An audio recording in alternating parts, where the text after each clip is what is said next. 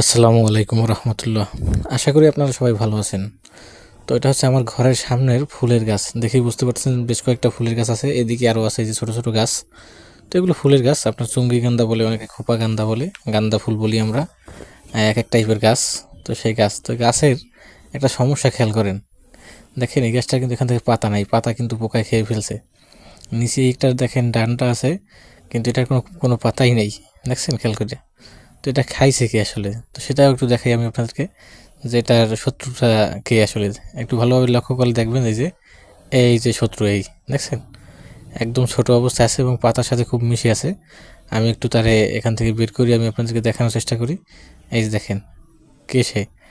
আপনার সে কিন্তু যেখান থেকে খায় সেখানে কোনো কিছুই রাখে না, গাছের ডাল খাউক বা আপনার পাতা খাউক একবার শেষ করে ফেলায়, এবং এমনভাবে খায় মনে হয় যে এখান থেকে ছিঁড়ে ফেলানো হয়েছে।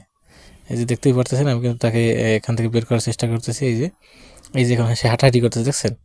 এগুলোকে আমাদের গ্রামের ভাষায় আমরা বিশা বলি, অনেকে স্যাঙ্গা নামেও চেনেন। এগুলো যখনই পাবেন সাথে সাথে এগুলো কিন্তু একদম মেরে ফেলবেন।